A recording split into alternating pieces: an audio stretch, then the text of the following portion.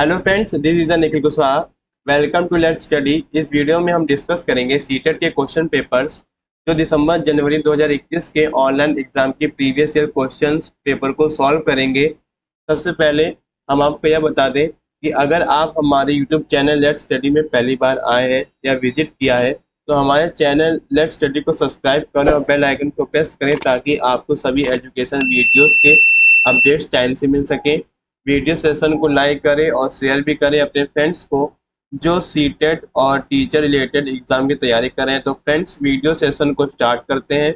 तो आज हम वीडियो में डिस्कस करेंगे सीडीपी के 30 क्वेश्चन जो सीटेट ऑनलाइन एग्जाम 2021 में पूछे गए थे। तो आज हम 21 दिसंबर 2021 का paper 2 previous year question paper solve करेंगे और इस पेपर में हम लोग सीडीपी पार्ट यानी कि चाइल्ड डेवलपमेंट एंड पेडागोजी के क्वेश्चन यानी कि 30 क्वेश्चंस को सॉल्व करेंगे और डिटेल में डिस्कस करेंगे। सीडीपी पेडागोजी का ये पार्ट है, पहला पार्ट है पेपर 2 का। पेपर 2 21 दिसंबर, ये 21 दिसंबर 2021 का ऑनलाइन पेपर है। पेपर 2 जो बच्चे क्लास 6 जो कैंडिडेट्स क्लास 6 to 8 के बच्चों को पढ़ाने के लिए अप्लाई करना चाहते हैं यानी कि जूनियर स्टेज के लिए, तो पेपर 2 उनके लिए बहुत ही महत्वपूर्ण है। और ये 21 दिसंबर 2021 का पेपर 2 का सीडीपी यानी कि चाइल्ड डेवलपमेंट एंड पेडागोजी यानी कि बाल विकास एवं शिक्षा शास्त्र का ये पेपर 2 का पहला सब्जेक्ट है। सीडीपी पार्ट का पहला क्वेश्चन है। चलिए क्वेश्चन को डिस्कस करते हैं। पहला क्वेश्चन है, the direction and sequence of development are similar for every child but each child develops at the her own rate which principle of child development does this illustrate. यानी कि विकास की दिशा और क्रम हर बच्चे के लिए समान होता है लेकिन हर बच्चा अपनी गति से विकसित होता है। यह बाल विकास के निम्नलिखित में से किसका सिद्धांत है? तो आपका पहला ऑप्शन है डिसकंटिन्यूटी, लिनियरिटी, यूनिफॉर्मिटी और फोर्थ है इंडिविजुअलिटी यानी कि अनिरंतरता, रेखिता, एक रूपता और पृथकता। तो फर्स्ट का आपका आंसर हो जाएगा फोर्थ यानी कि पृथकता। चलिए इसको हम डिटेल में समझते हैं।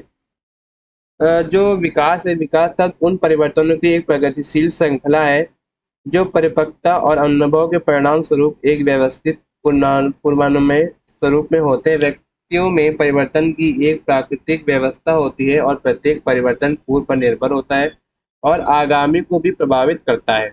जो विकास है, बच्चे के विकास को प्रभावित करने वाले कुछ कारक हैं और कुछ कारण हैं आनुवांशिकता रूप से निर्धारित और कुछ निर्धारित कारण अधिकांश विरासत से मिलती है। विशेषताएं अनिवार्य रूप से पर्यावरण में बहुत ही प्रभावित होती हैं। जैसे उदाहरण के लिए हम लोग समझ सकते हैं कि एक बच्चा शारीरिक विकास के लिए वंशानुगत क्षमता से संपन्न हो सकता है लेकिन पोषण की कमी या बीमार या शरीर के लिए कुछ या बहुत भारी काम करने के लिए मजबूर होने जैसे विभिन्न कारणों से उसकी क्षमता कम हो जाती है। और सेकंड है गैर अनुवांशिकता रूप से निर्धारित कारक।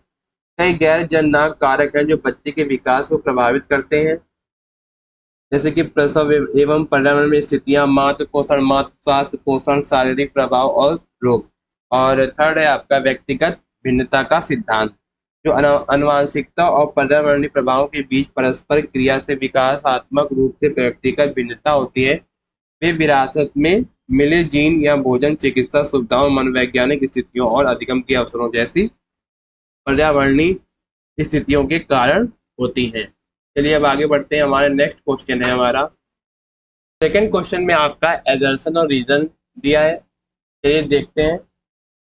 एजर्सन में दिया हुआ है, it is difficult to make generalised claim about the children and childhood because there is too much of multiplicity.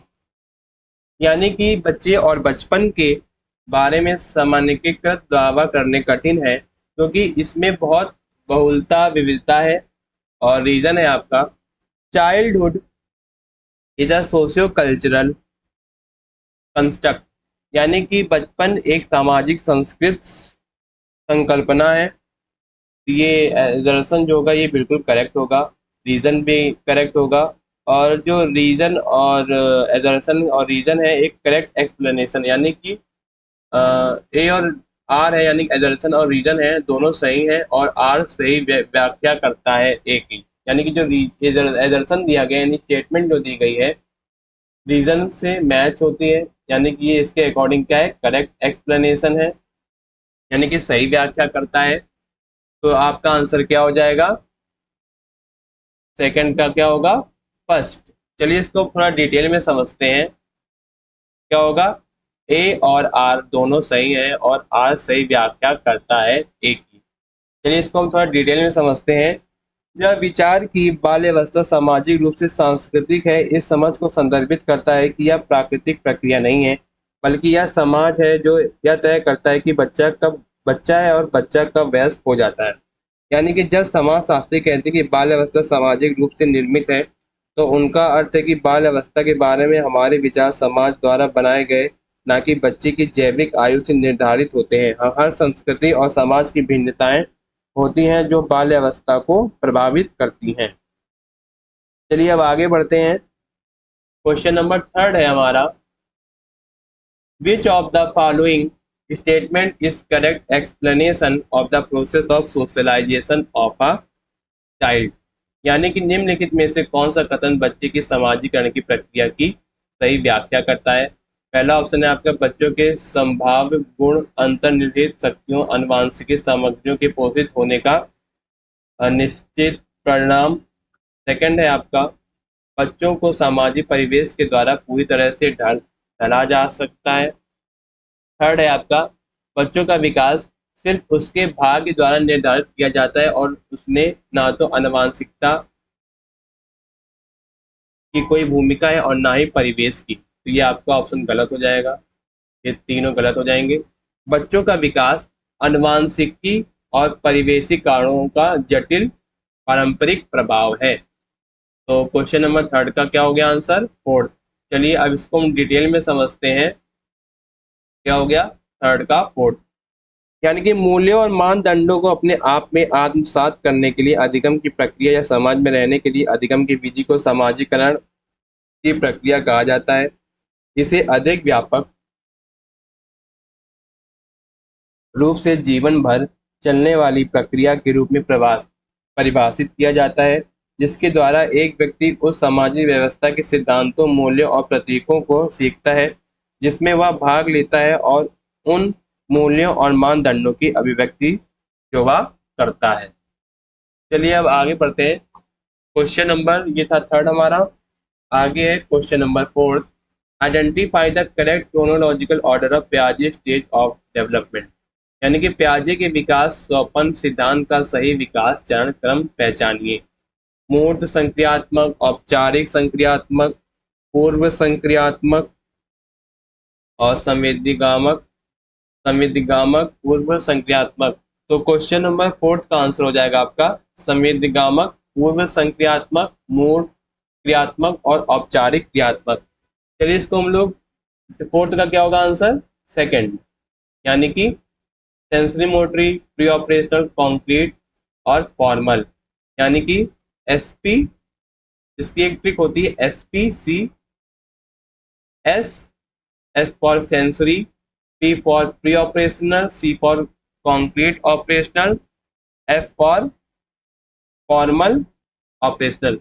ये इसकी ट्रिक होती है पियाजे स्टेज की, जो डेवलपमेंट की जो पियाजे स्टेजेस है अकॉर्डिंग टू क्रोनोलॉजिकल ऑर्डर के अकॉर्डिंग। जो पियाजे की जो स्टेज है वो पहली क्या है, sensory motor, pre operational, concrete operational और लास्ट है आपका फॉर्मल ऑपरेशनल पीरियड यानी स्टेजेस। ठीक, जो सेंसरी मोटर स्टेज होती है यानी कि आपकी जो संवेदीगामक चरण, पूर्व संज्ञात्मक चरण, मूर्त संज्ञात्मक चरण जो होता है, संवेदीगामक चरण जो होता है यह बच्चे के जन्म के ठीक बाद से 2 वर्ष तक की चरण है। इस चरण में इंद्रियां अंग शिक्षक हैं, बच्चों में प्रतिबद्ध क्रियाएं होती हैं। पूर्व संज्ञात्मक यानी कि प्री ऑपरेशनल, प्री ऑपरेशनल में क्या होगा, यह 2 वर्ष से लेकर 6 वर्ष तक के बच्चों का एक चरण है। इस चरण में बच्चे कई तरह के बदलाव दिखाई देते हैं, जैसे भाषा के विकास शुरू हो जाता है इस स्टेज में। इस एक बच्चे में अपरिवर्तनीयता, अकेंद्रितता, और थर्ड है आपको कॉन्क्रीट ऑपरेशनल यानी कि मूर्त क्रियात्मक। मूर्त संक्रियात्मक चरण जो है, मूर्त संक्रियात्मक चरण 6 से 11 वर्ष के दौरान बच्चों में कोई बदलाव देखने के लिए नहीं मिलता है। प्रतिवर्तिता, प्रतिवर्तिता एक बच्चे में आती है या विविध चिंतन कर अपने विचार बदल सकता है। और लास्ट है आपका औपचारिक यानी कि फॉर्मल ऑपरेशनल। इसमें क्या होता है कि जीन पियाजे के अनुसार यह 11 वर्ष की आयु से किशोरावस्था तक के बच्चों के लिए एक चरण है। परिवर्तन इस प्रकार है कि काल्पनिक निगमनात्मक तर्क शुरू हो जाता है। अपसारी अभिसारी चिंतन जितने भी होते हैं इस स्टेज में आने लगते हैं बच्चे के अंदर, और सृजनात्मक चिंतन। ठीक, चलिए अब आगे बढ़ते हैं। क्वेश्चन नंबर 5 है हमारा, which of the following is critic of पियाजे थ्योरी, यानी कि पियाजे निम्नलिखित में से कौन से पियाजे के सिद्धांत की आलोचना प्रस्तुत करता है। आपके ऑप्शन है पियाजे को यह विश्वास नहीं था कि बच्चे बुद्धिमान होते हैं। ठीक, ये आपका गलत हो जाएगा। उनको विश्वास था कि बच्चे बुद्धिमान होते हैं। पियाजे ने पूर्व संक्रियात्मक अवस्था में बच्चों की अक्षमताओं को कम कर आंका था। तो फिफ्थ का आंसर क्या हो जाएगा आपका सेकंड। पियाजे ने पूर्व संक्रियात्मक अवस्थाओं की संरचना करने वाले हम बच्चों की क्षमताओं को कम करके आंका था। चलिए अब हम समझते हैं कि पियाजे के जो सिद्धांत हैं, ठीक, जो पियाजे के सिद्धांत होंगे इसमें उन्होंने क्या बताया कि पूर्व संक्रियात्मक अवस्था में बच्चे की क्षमताओं को कम करके आंकना चाहिए। यानी कि यानी कि किसी का किसी से वो नहीं करना चाहिए।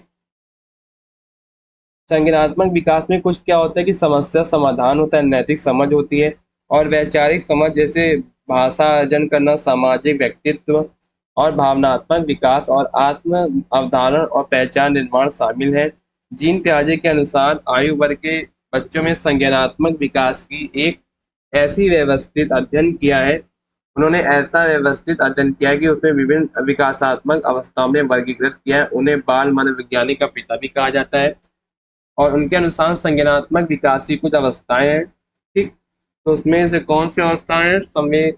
संवेदीगामक अवस्था, पूर्व संज्ञात्मक अवस्था 2 से 7 साल के वर्ष के बीच में। ठीक, चलिए अब आगे बढ़ते हैं। Question number 6, as per the Lawrence Kohlberg children moral reasoning is controlled by the external reward of punishment in which stage, यानी कि लॉरेंस कोहलबर्ग के अनुसार बच्चों का नैतिक चिंतन यानी कि ब्रह्म पुरस्कार यानी कि बाहर से जो पुरस्कार दिए जाते हैं यानी कि एक्सटर्नल रिवॉर्ड जो दिए जाते हैं और दंड द्वारा किस स्तर में नियंत्रित होता है। तो 6 का आंसर होगा आपका, 6 का आंसर हो जाएगा फर्स्ट, प्री कन्वेंशनल स्टेज में। चलिए इसको हम डिटेल में समझते हैं। देखिए फिफ्थ का आंसर क्या हो गया? सेकंड। ठीक, और 6 का आंसर क्या होगा? फर्स्ट, यानी कि पूर्व पारंपरिक। चलिए इसको हम थोड़ा डिटेल में समझते हैं। किसी व्यक्ति की सही और गलत विवेक, नैतिक और धार्मिक मूल्यों, सामाजिक दृष्टिकोण और व्यवहार की अवधारणाओं के क्रमिक गठन को नैतिक विकास कहा जाता है। एक बच्चे के नैतिक विकास का सिद्धांत 1958 में लॉरेंस कोहलबर्ग द्वारा प्रस्तावित किया गया था। वह 3 अलग अलग स्तरों पर सिद्धांत का वर्णन करते हैं और डिटेल में समझाते हैं, और उन तीनों स्तरों को आगे 6 चरणों में वर्गीकृत किया गया है। पूर्व पारंपरिक स्तर, चरण एक, दंड और आज्ञाकारिता अभिविन्यास, और सेकंड स्टेज है वाद सापेक्षतावादी अभिविन्यास। इसमें क्या होता है कि सही क्रिया में वह शामिल होता है जो किसी की अपनी जरूरतों को पूरा करता है और कभी कभी दूसरों की जरूरतों का पूरा करना, और उनको उनकी आवश्यकताओं के द्वारा सारी जरूरत जितनी भी ज़रूरतें हैं दूसरों की ज़रूरतों को पूरा करता है।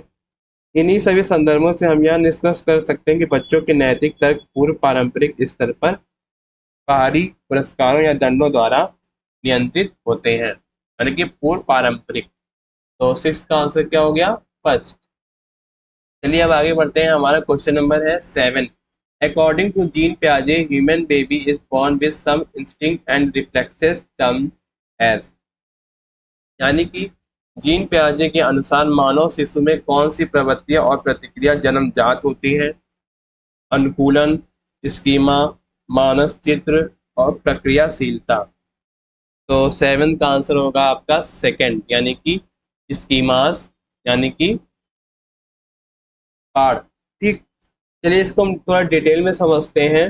जो जीन पियाजे ने विभिन्न आयु वर्ग के बच्चों में संज्ञानात्मक विकास का एक व्यवस्थित अध्ययन किया है। इसे विभिन्न विकासात्मक अवस्थाओं में वर्गीकृत किया है। उन्हें बाल मनोविज्ञान का पिता भी कहा जाता है। उनके अनुसार विकास भौतिक वातावरण या जैविक क्षमताओं पर आधारित है।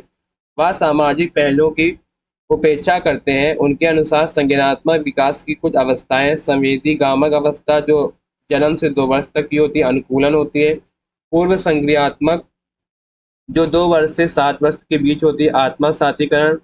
मूर्त संक्रियात्मक जो 7 वर्ष से 11 वर्ष तक की होती है, समायोजन। औपचारिक संक्रियात्मक जो 11 से किशोरावस्था और वयस्कता के यानी संतुलन में के चरण तक होती है। संवेदी गामक अवस्था जो होगी जन्म के 2 वर्ष तक की अवस्था होती है। इसमें बच्चे में प्रतिवच क्रिया, अंतरंग व्यवहार, स्कीमा निर्माण और इंद्रियां अंग इस स्तर पर शिक्षक के रूप में परिवर्तन देखे जाते हैं। स्कीमा मस्तिष्क में पहले से मौजूद मानसिक व्यवस्था है जो दोहराए जाने वाले व्यवहार का एक स्वरूप है, जो बच्चों को अपने खेल और अन्वेषण के माध्यम से विकासशील विचारों को खोजने और व्यक्त करने की अनुमति देता है। जहाँ इंद्रियां अंग बच्चे के एकमात्र शिक्षक होते हैं। मानव बच्चे इन स्कीमाओं के साथ पैदा होते हैं और अपनी स्कीमा को वास्तविक विश्व की स्थितियों से जोड़ने की कोशिश करते हैं। चलिए अब आगे बढ़ते हैं। Question number 8। According to Lev Vygotsky new knowledge is constructed in a zone between. यानी कि लेव वेगोट्स्की के अनुसार नए ज्ञान की संरचना किस क्षेत्र में होती है? उस क्षेत्र के बीच में जो कि बच्चा जानता है और उसमें जानने का सामर्थ्य है। सेकंड है आपका जो कि बच्चा जानता है और उसकी पहुंच के बाहर है। और जो कि बच्चा जानता है और शिक्षक के विचार से जिनके बच्चे को ज्ञान होना चाहिए, जो कि बच्चा जानना चाहता है और उसके अभिभावकों के विचार से जिसका उसे ज्ञान होना चाहिए। तो क्वेश्चन नंबर 8 का आंसर हो जाएगा आपका फर्स्ट, जो कि बच्चा जानता है और उसमें जानने का सामर्थ्य है। 8 का क्या होगा? फर्स्ट। चलिए इसको हम डिटेल में समझते हैं। लेव वेगोट्स्की एक रूसी मनोवैज्ञानिक है जिन्होंने सामाजिक सांस्कृतिक विकास के सिद्धांत के प्रस्ताव को रखा है। इस सिद्धांत में वेगोट्स्की बच्चे के विकास में समाज और संस्कृति की भूमिका पर जोर देते हैं। उनके अनुसार बच्चे के विकास के लिए 3 मुख्य जरूरतें सामाजिक अंतःक्रिया है, संस्कृति है और भाषा है। ठीक। चलिए अब आगे बढ़ते हैं। क्वेश्चन नंबर 9 है हमारा। A child in the classroom hits his her classmate in the same way that she has been being punished at home. This is an example of। यानी कक्षा में एक बच्चे अपने सहपाठियों में से इस तरह व्यवहार करता है कि जैसे उसके घर में बर्ताव किया जाता है। यह किसका उदाहरण है? पहला ऑप्शन है आपका संचारवाद, सेकंड है आपका सामाजिक संचारवाद, थर्ड है अवलोकन अधिगम और फोर्थ है आपका मानववादी अधिगम।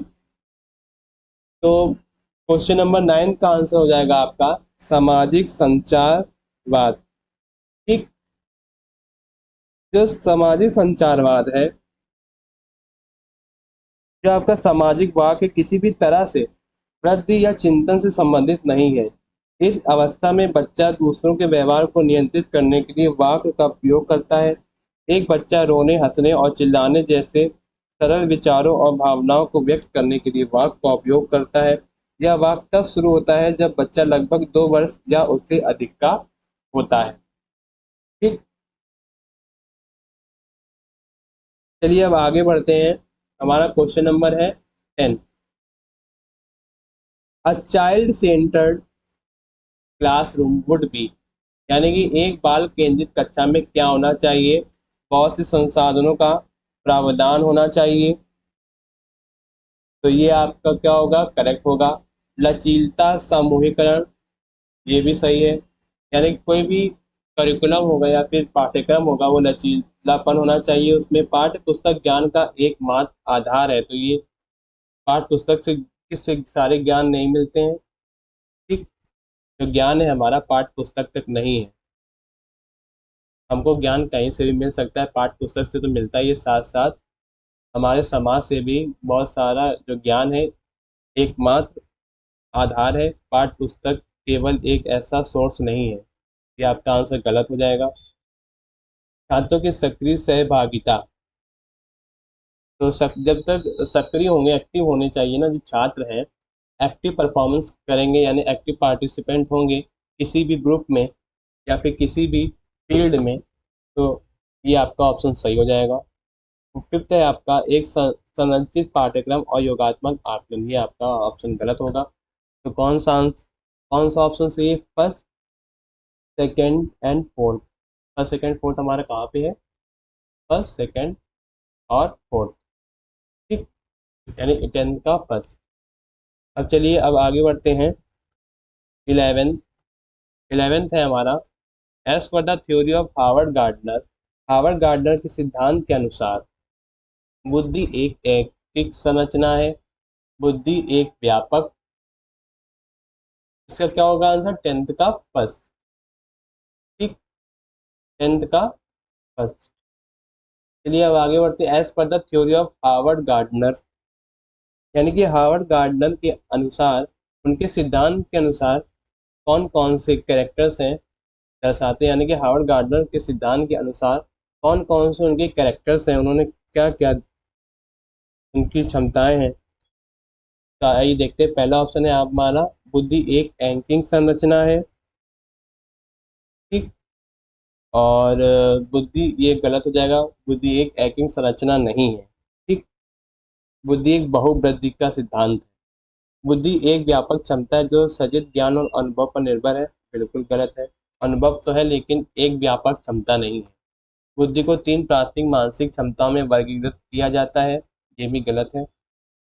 कितने में वर्गीकृत किया जाता है, 18 विभिन्न, आठ विभिन्न प्रकार के प्राथमिक मानसिक क्षमताओं के अनुसार वर्गीकृत किया गया है हार्वर्ड गार्डनर के सिद्धांत सिद्धांत के अनुसार। ये आपका गलत हो जाएगा क्योंकि इसमें तीन दिया है, और हार्वर्ड गार्डनर के सिद्धांत के अनुसार उन्होंने 8 विभिन्न प्रकार की बुद्धियां वर्गीकृत की हैं। फोर्थ है आपका, बुद्धि को विविध स्वतंत्र बुद्धियों में विभाजित किया जा सकता है कि जिसमें प्रत्येक का एक अद्वितीय जैविक आधार है, हाँ ये बिल्कुल करेक्ट है। तो 11 का क्या हो गया आपका आंसर, फोर्थ। ठीक, चलिए इसको हम डिटेल में समझते हैं।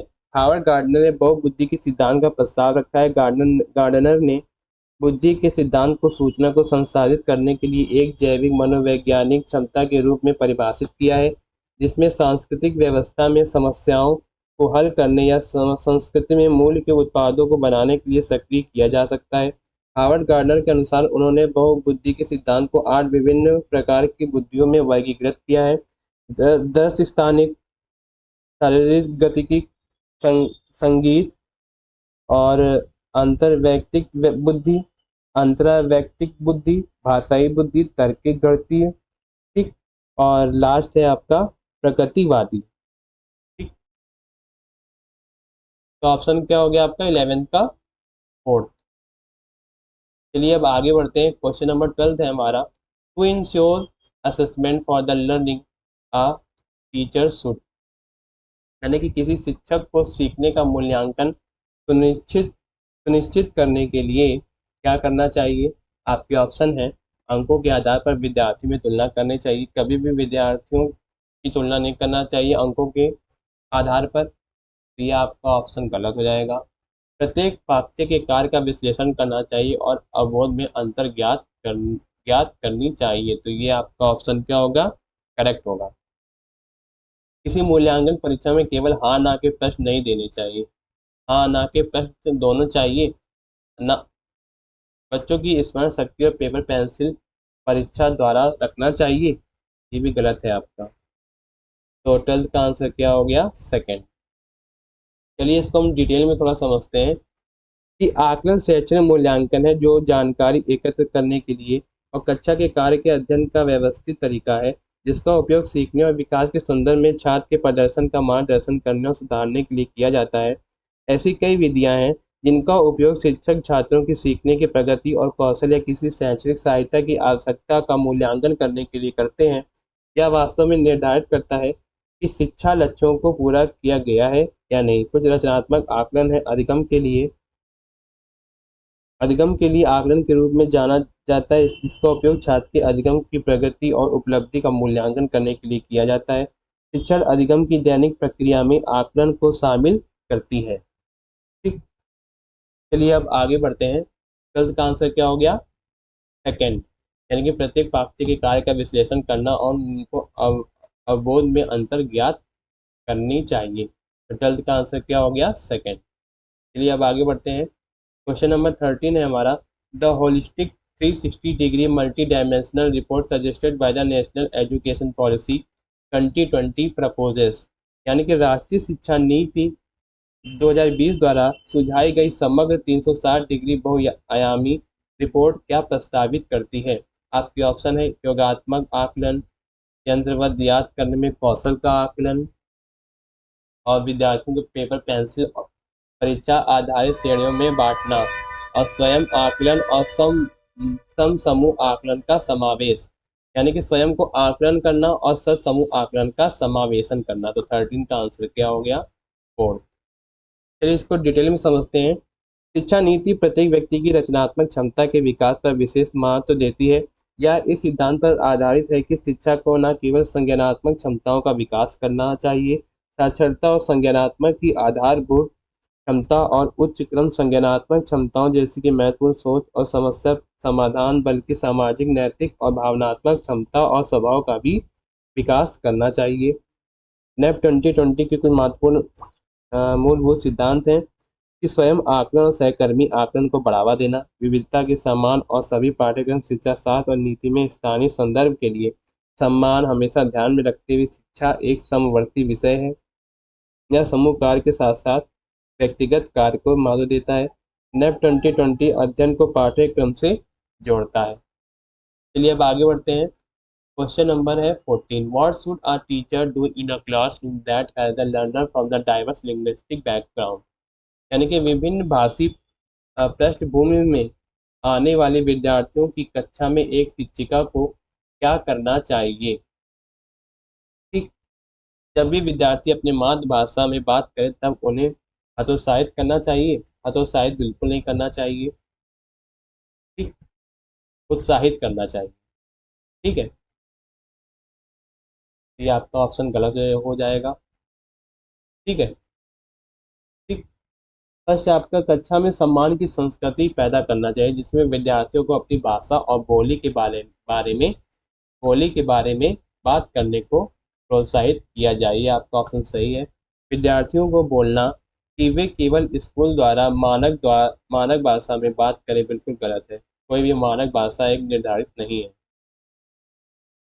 और यह विद्यार्थी जो हंसिए पर समुदाय से आते हैं वो घर पर ट्यूशन रखने को कहना बिल्कुल गलत है। तो 14 का आंसर क्या हो गया? 14 का आंसर सेकंड, कक्षा में सम्मान की संस्कृति पैदा करना चाहिए जिसमें विद्यार्थियों अपनी भाषा और बोली के बारे में बात करने को प्रोत्साहित किया जा सके। ठीक, चलिए अब आगे बढ़ते हैं। इसको थोड़ा हम डिटेल में समझते हैं। क्वेश्चन नंबर 14 का सेकंड क्यों होगा? ऐसा इसलिए कि जो समावेशी शिक्षा है यह सुनिश्चित करती है कि विशेष आवश्यकता वाले बच्चों को विद्यालय सिस्टम यानी कि स्कूल सिस्टम के भीतर प्रदान की जाने वाली सहायता सेवाओं के साथ उनकी उम्र और श्रेणी के साथियों के साथ नियमित विद्यालय में पढ़ाया जाए। इस प्रकार यह सामान्य पाठ्यक्रम में सभी बच्चों की आवश्यकताओं और सीखने की शैली को समायोजित करके उन्हें गुणवत्तापूर्ण शिक्षा प्रदान करने के लिए उद्देश्य को दर्शाता है। ठीक, चलिए अब आगे बढ़ते हैं। हमारा क्वेश्चन नंबर 15 है, how can a teacher promote gender stereotype flexibility in her classroom, यानी कि यह एक शिक्षिका अपने कक्षा में जेंडर रूढ़िवादिता में लचीलेपन को कैसे बढ़ावा दे सकती है? लड़कियों की स्त्रीवादी व लड़कों की पुरुषवादी विशेषताओं को प्रोत्साहित करके बिल्कुल गलत। लड़कों व लड़कियों को अलग अलग अधिगम कार्य देकर अलग अलग नहीं कर सकते हम छात्र छात्राओं को। जेंडर उपयुक्त और या लड़के लड़कियों को हम अलग अलग अधिगम के हिसाब से कार्य नहीं देते हैं, उनको एक समान कार्य देते हैं ताकि उनमें जेंडर रूढ़िवादिता और भेदभाव खत्म हो सके और लड़के लड़कियों यानी छात्र छात्राओं को एक समान का व्यवहार मिल सके।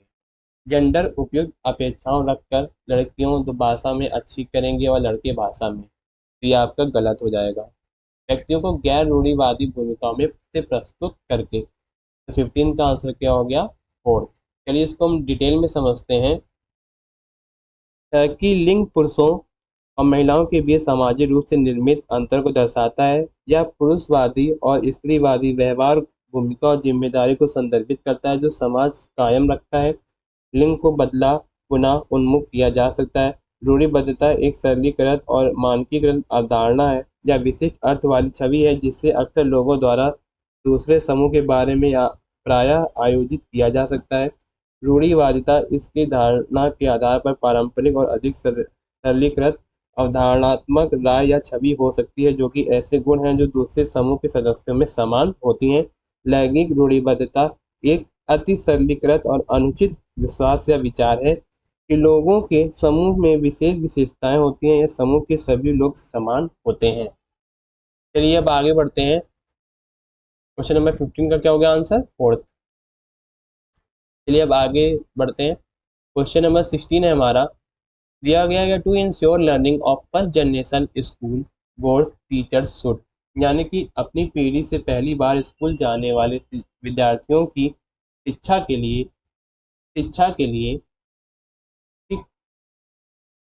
शिक्षा के लिए एक शिक्षिका को क्या करना चाहिए? इनमें असफलता का डर पैदा करना चाहिए ताकि वह दबाव तनाव में काम करे। बिल्कुल गलत। किसी भी छात्र को असफलता का डर पैदा नहीं करवा उनके ऊपर नहीं करना चाहिए और कोई भी दबाव या तनाव उन पर नहीं करना चाहिए। यानी कोई भी प्रेशराइज उनको प्रेशराइज नहीं करना चाहिए, ना भी किसी तरीके का स्ट्रेस हो और ना किसी तरीके का तनाव हो या दबाव हो। ठीक। और इनकी संस्कृति का सम्मान करते हुए उन्हें स्कूल की भाषा और संस्कृति से परिचित करवाना चाहिए। हाँ, ये बिल्कुल ठीक है।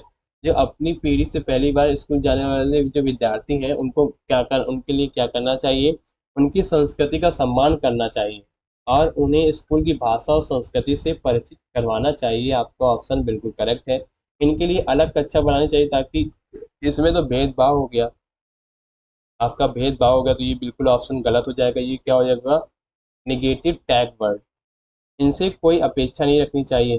देखिए, विद्यार्थियों से अपेक्षा रखनी चाहिए, ठीक है, क्योंकि इनमें बहुत से विद्यार्थी शिक्षण के लायक होते हैं। इसमें क्या लिखा है? लायक नहीं है।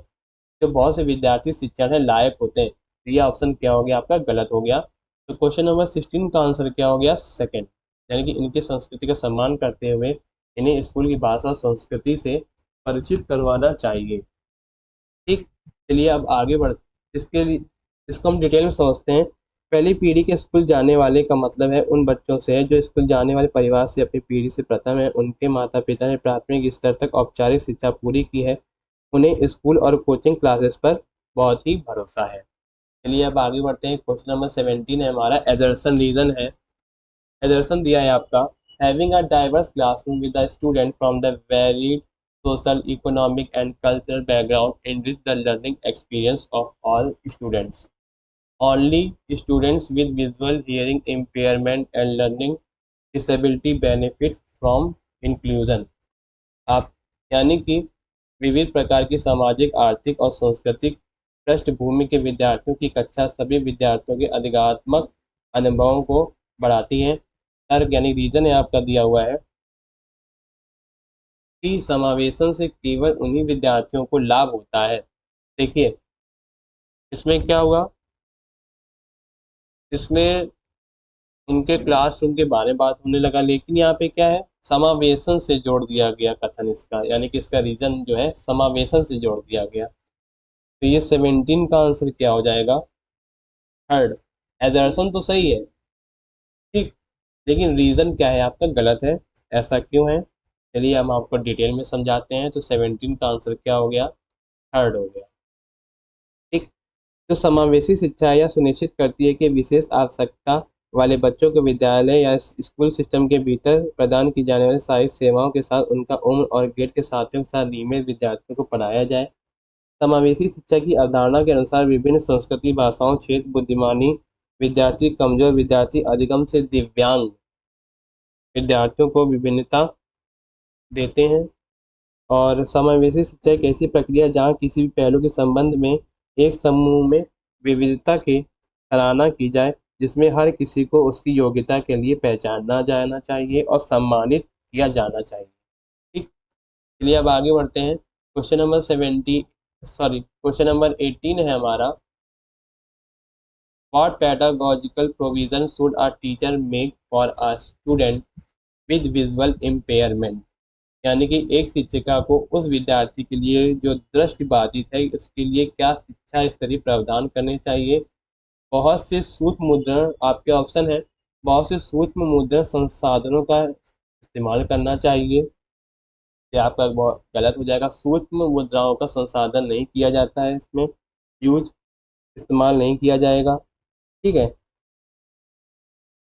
और मौखिक संकेतों का इस्तेमाल करना चाहिए ताकि उनको कल्पना करने का अवसर मिले। देखिए, जो दृष्टिबाधित जो छात्र होते हैं, जो नेत्रहीन लोगों के लिए ही नहीं बल्कि कम दृष्टि वाले लोगों के लिए भी किया जाता है।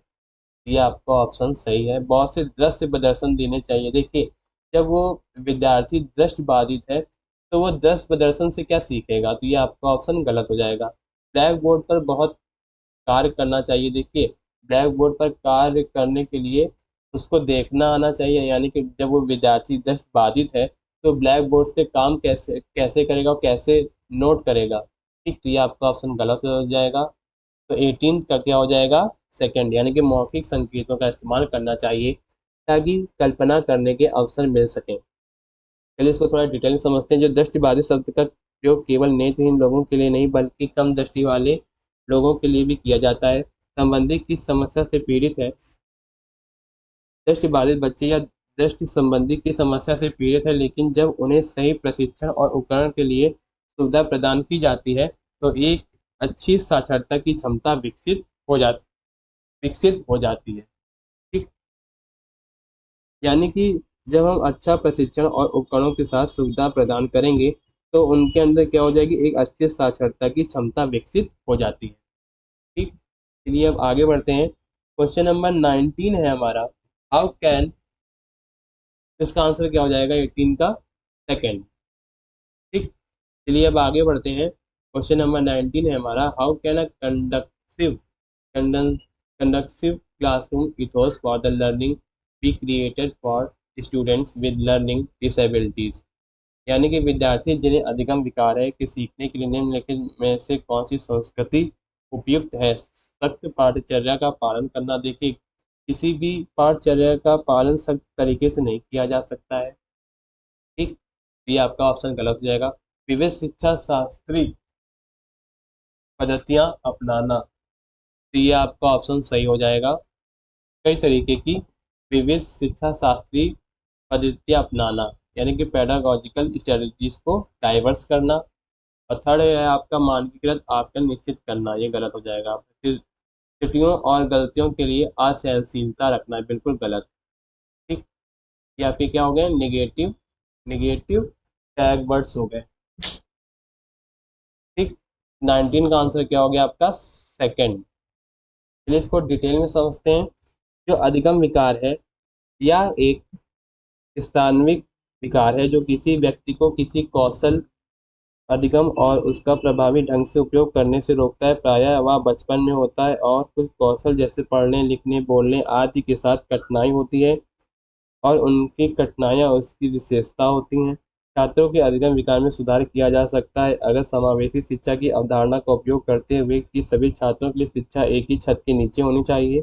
छात्रों के लिए एक लचीला पाठ्यक्रम लागू करना चाहिए। छात्रों को विभिन्न गतिविधियों को, प्रयोगों को और व्यवहारिक गतिविधियां आदि में शामिल करना चाहिए।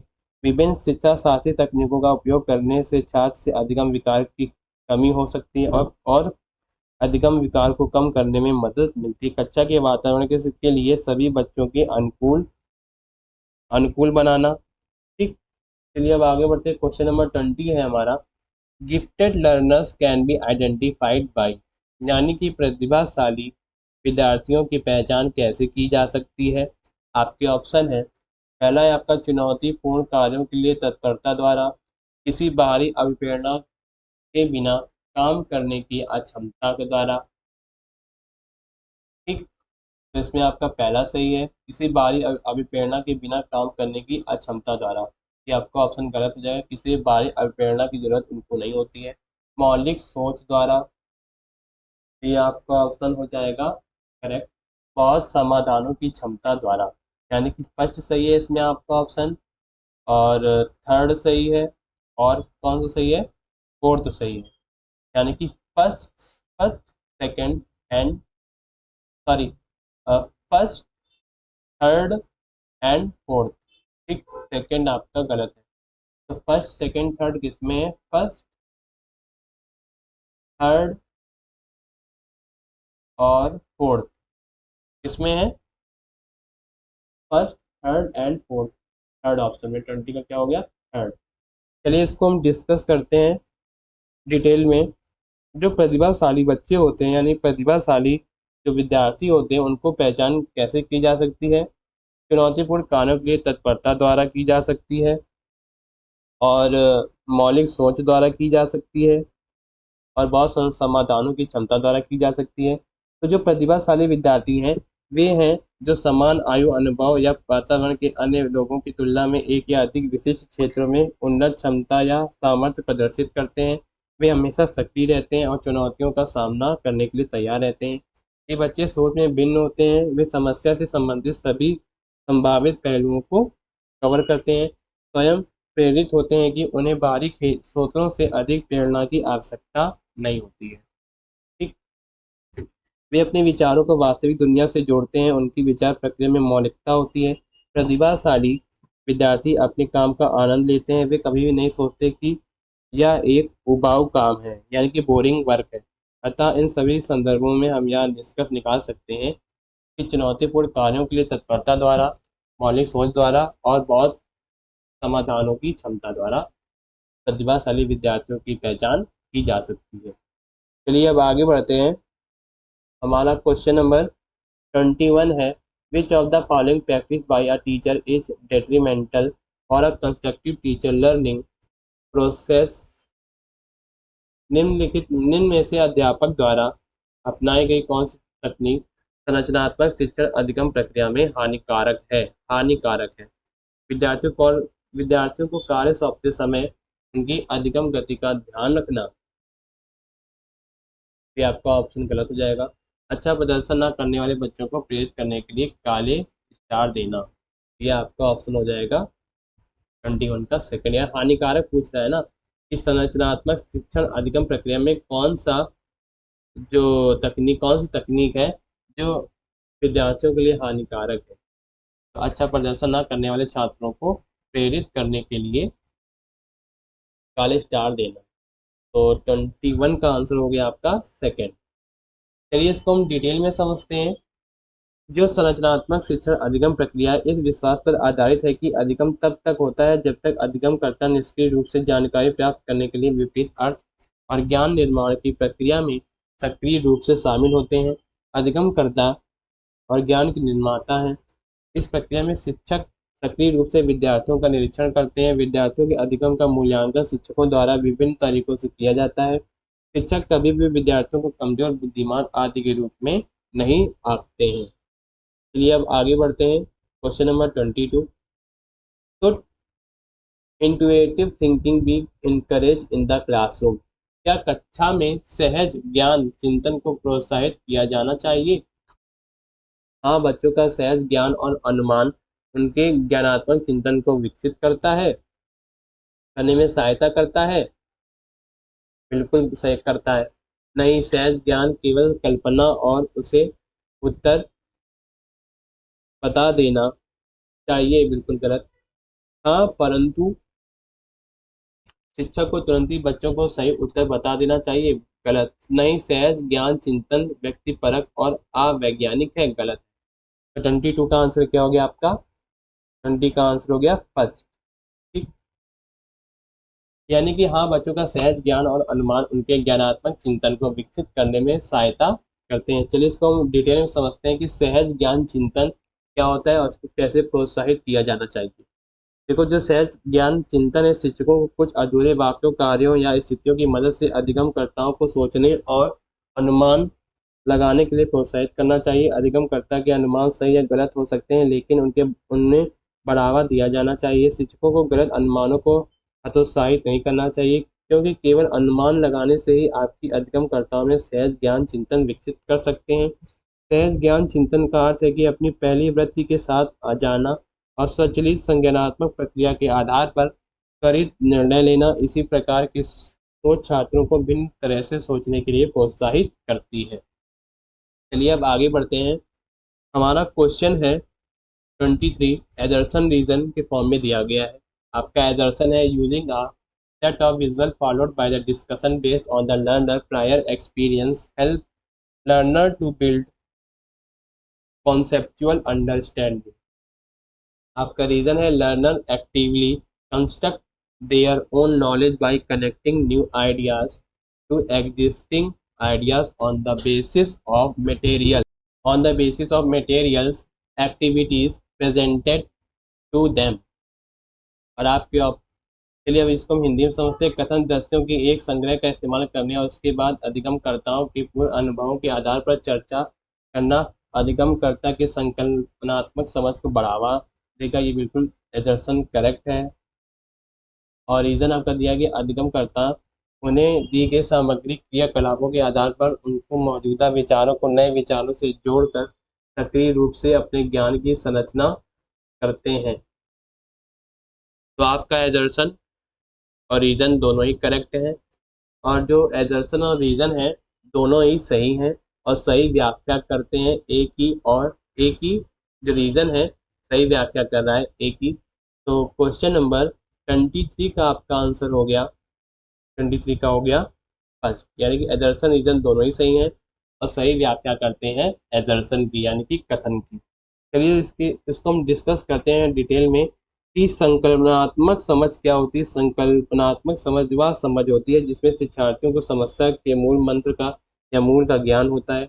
यदि अधिगमकर्ताओं को संबंधित समस्या का कोई पूर्व अनुभव नहीं होता है तो संकल्पनात्मक अधिगम प्राप्त करना आसान है, क्योंकि अनुभव पुराने विचार उन्हें अवधारणा नए विचारों को सर्वोत्तम तरीके से प्राप्त करने में मदद करते हैं। चलिए अब आगे बढ़ते हैं। क्वेश्चन नंबर 24 है हमारा, children learn in a dash way and not in a dash way. यानी कि बच्चे तरीके से सीखते हैं और तरीके से नहीं सीखते हैं। यानी कि वर्तुलाकार, एक रेखी, वर्तनाकार, यंत्रिकतावादी, संचारवादी, निर्देशनात्मक, संरचनावादी। तो 24 का आंसर आपका हो गया वर्तनाकार, वर्तुलाकार, एक रेखी होते हैं। ठीक, चलिए इसको डिटेल में समझते हैं थोड़ा। जो कंडक्टिव लर्निंग होती है, यानी कि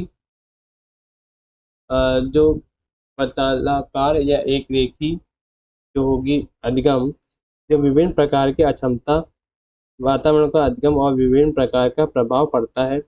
वातावरण को नहीं बदल सकते हैं या उनके शारीरिक भलाई में कोई बड़ा अंतर नहीं डाल सकते हैं, लेकिन वे अभी भी सभी बच्चों के लिए कक्षा में एक सकारात्मक अनुकूल अधिगम का वातावरण बनने के लिए बहुत ही महत्वपूर्ण है। चलिए अब आप 24 का आंसर हो गया फर्स्ट, क्या वर्ता वर्तुलाकार और एक रेखी तरीके से नहीं सीखते हैं। चलिए अब आगे बढ़ते हैं टू क्वेश्चन नंबर 25 है हमारा, to produce a conductive environment for the learning, conducive environment learning a teacher should B.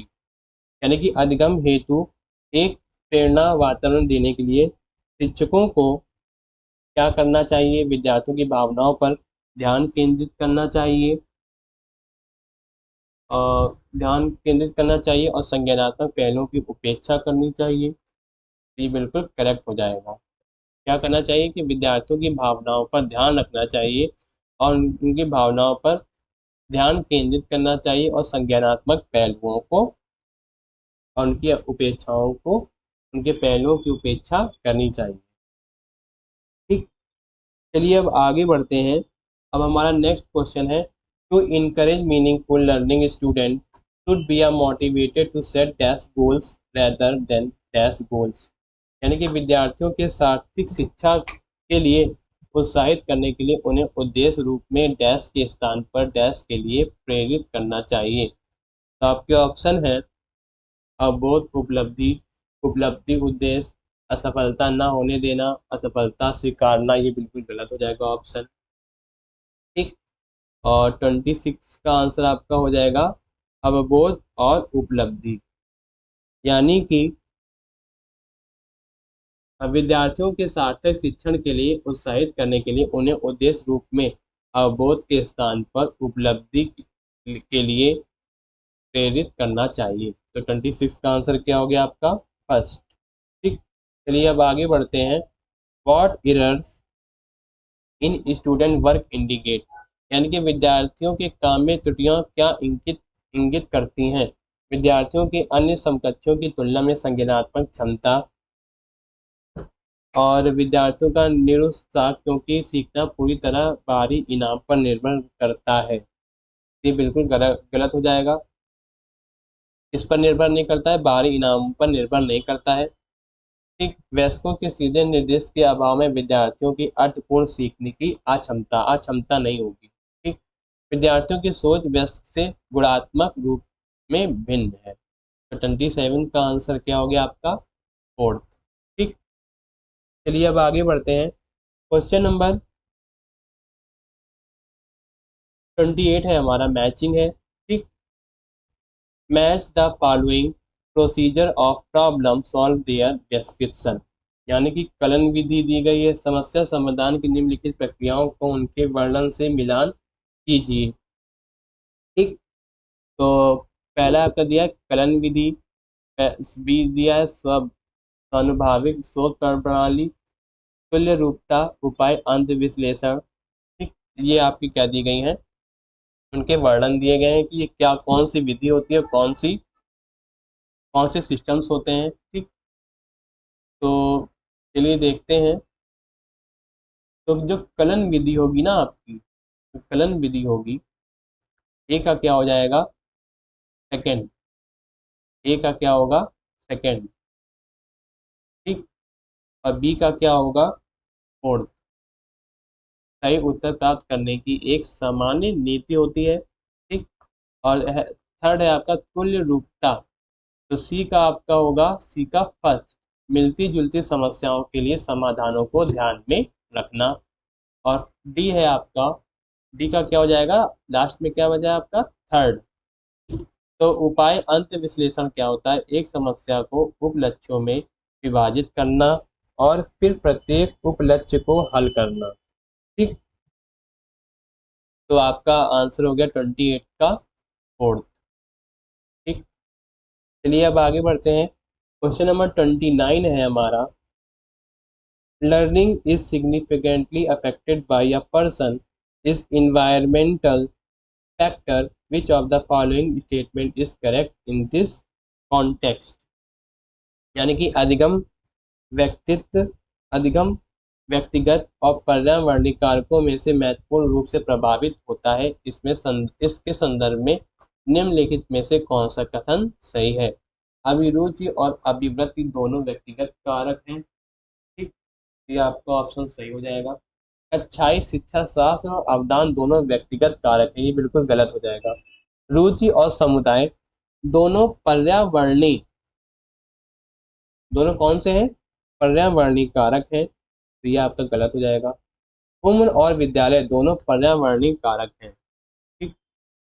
तो इसके लिए क्या हो जाएगा? अभिरुचि और अभिवृत्ति दोनों क्या है? व्यक्तिगत कारक हैं। ठीक। चलिए अब आगे बढ़ते हैं। देखिए, इसको हम थोड़ा डिटेल में समझते हैं। 29 का क्या होगा? फर्स्ट। ठीक। जो अधिगम है, अधिगम नई समझ, ज्ञान, व्यवहार, कौशल, मूल, अभिवृत्ति और वरीयता को प्राप्त करने की प्रक्रिया है। अधिगम व्यवहार या ज्ञान में परिवर्तन है जो अनुभव के परिणाम स्वरूप है। अधिगम दो श्रेणियों के कारकों से प्रभावित होता है, व्यक्तिगत और पर्यावरण। व्यक्तिगत कारक है जैसे प्रेरणा, क्षमता, अभिवृत्ति, अभिरुचि और रुचियां, ध्यान और उम्र। और पर्यावरणीय कारक कौन से होते हैं? जो सामाजिक, आर्थिक और सांस्कृतिक, सामुदायिक, धार्मिक और विद्यालय है। अधिगम को प्रभावित करने के लिए कौन से व्यक्तिगत कारक होते हैं? अभिरुचि, प्रेरणा और अभिवृत्ति दोनों व्यक्तिगत कारक हैं। ठीक, तो 29 का क्या हो गया आपका आंसर? फर्स्ट, अभिरुचि और अभिवृत्ति दोनों व्यक्तिगत कारक हैं। चलिए अब ये आपका लास्ट क्वेश्चन है सीडीपी पेपर 2 का, 21 दिसंबर 2021 के पेपर 2 का सीडीपी पार्ट का ये लास्ट क्वेश्चन है, question number 30। In a socio constructivist frame learning and knowledge is, यानी कि एक सामाजिक रचनावादी परिप्रेक्ष्य में अधिगम व ज्ञान है। आपके ऑप्शन है शिक्षिका द्वारा विद्यार्थियों को प्रसारित किया जाता है, गलत है। विद्यार्थियों द्वारा स्वतंत्र रूप से खोजा जाना चाहिए, ये भी आपको गलत हो जाएगा। शिक्षिका की मदद से विद्यार्थियों द्वारा तय संरक्षित या संरचित होता है, ये आपका ऑप्शन क्या हो जाएगा? करेक्ट। केवल पाठ्य पुस्तक द्वारा निर्देशित व निर्धारित होता है, बिल्कुल गलत। तो आपका ऑप्शन क्या हो गया? 30 का थर्ड। चलिए इसको हम डिटेल में समझते हैं कि सामाजिक रचनावादी परिप्रेक्ष्य में अधिगम और ज्ञान क्या होता है और सामाजिक रचनावादी क्या होगा। देखिए, जो सामाजिक संरचना परिप्रेक्ष्य है, विद्यार्थियों को सामाजिक और सांस्कृतिक रीतियों को भी शामिल करता है और जिसमें वे सीखते हैं कि जिसका प्रभाव विद्यार्थियों पर भी पड़ता है, क्योंकि वे अपने विचार को बदलते हैं। इसके में दृष्टिकोण से कभी भी स्थित अनुभूति विद्यार्थियों की सांस्कृतिक और सामाजिक पाठ्य पुस्तक भाषा का उपयोग है और विभिन्न संदर्भों से अर्थ कैसे प्राप्त होता है के रूप में संदर्भित किया जाता है। विद्यार्थियों के विचारों के निर्माण में भूमिका निभाते हैं। जो सामाजिक संरचनात्मक परिप्रेक्ष्य हैं और परिप्रेक्ष्य की विशेषताएं इस प्रकार हैं। ज्ञान पूरी तरीके से ज्ञात और निश्चित नहीं है। अधिगमकर्ता अनुभवों के माध्यम से ज्ञान के व्यक्तिगत निर्माण में सक्रिय भूमिका निभाते हैं। अधिगम एक सामाजिक प्रक्रिया है जिसमें अधिगमकर्ता ऐसे अर्थ का निर्माण करता है जो पूर्व ज्ञान और नवीन अधिगम की घटनाओं की अंतक्रिया या शिक्षकों की मदद से प्रभावित होता है। यह अधिगमकर्ता और विशिष्ट और जटिलता को स्वीकार करता है। चलिए आपके 21 दिसंबर 2021 का पेपर 2 का सीडीपी पार्ट के जितने भी 30 क्वेश्चंस हैं सक्सेसफुली फिनिश्ड होते हैं, यहीं पर ही ख़त्म होते हैं। आपके 30 क्वेश्चंस यहीं पर ही फिनिश्ड होते हैं। आई होप आपको वीडियो पसंद आया होगा, डिस्कशन पूरा पसंद आया होगा। इस क्वेश्चन पेपर को हमने बहुत ही डिटेल में डिस्कस किया है और यह पेपर इम्पोर्टेंट है जो लोग सभी टीचिंग एग्ज़ाम और टीचिंग से रिलेटेड एग्ज़ाम की तैयारी कर रहे हैं, जिसमें सीडीपी और सीडीपी यानी कि बाल विकास एवं शिक्षा शास्त्र यानी चाइल्ड डेवलपमेंट एंड पेडागोजी के सब्जेक्ट में पूछे जा सकते हैं। जो लोग टीचिंग एग्ज़ाम से रिलेटेड टीचिंग एग्ज़ाम की तैयारी कर रहे हैं तो वीडियो को लाइक करें और शेयर भी कर दें, और वीडियो अच्छा लगा हो तो और पसंद आया हो तो हमारे चैनल लेट्स स्टडी को सब्सक्राइब करें और बेल आइकन को प्रेस करें ताकि सभी लेटेस्ट वीडियो के अपडेट्स आपको टाइम से मिल सकें। This was the Nikhil Kushwaha. Thank you guys, thank you watching my videos and my YouTube channel let's study. मिलते हैं अगली वीडियो में जिसमें हम डिस्कस करेंगे सीटेट एग्ज़ाम के नेक्स्ट क्वेश्चन पेपर को सॉल्व करेंगे और अच्छी तरीके से उनको डिटेल में समझेंगे। All the very very best for the CTET July 2023 exam. Thank you, धन्यवाद।